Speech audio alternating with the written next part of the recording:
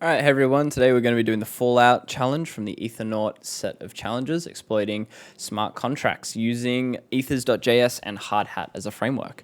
So this one is actually quite a simple challenge. Essentially, we need to become owner of the contract to complete the level, and by setting this owner variable to our own address.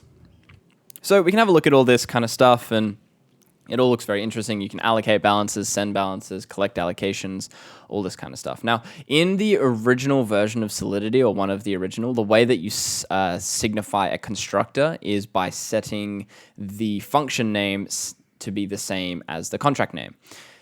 However, the challenge here is that this is not the same, and this is just a function that we can actually just directly call. So what we can do is essentially just call this function directly, since it's not the constructor, and the owner will become us. There's no other requirements. It's public, it's payable, it's all good to go. So we don't even need to send any money with this, because yeah, we just don't need to.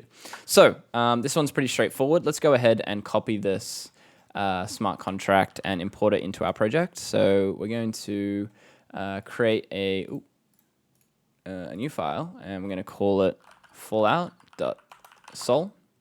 Paste this in, and let's just compile this. Let's get rid of this fallback stuff. Cool, so that compiled successfully.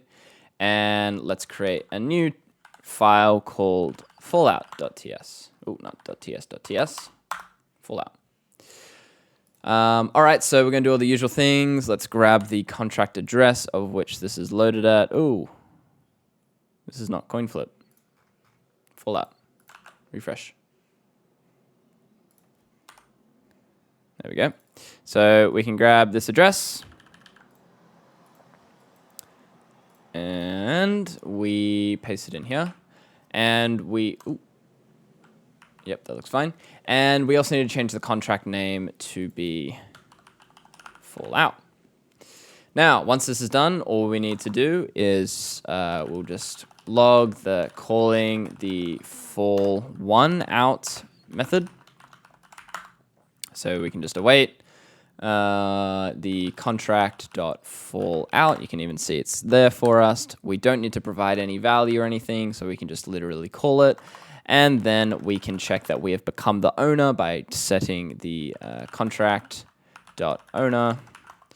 And if owner is equal to player address, console.log, player address owner successfully taken over.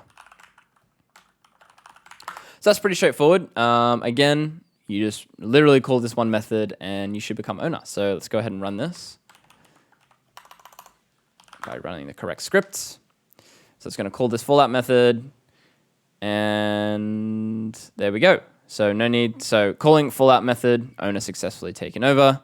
We should be able to submit this to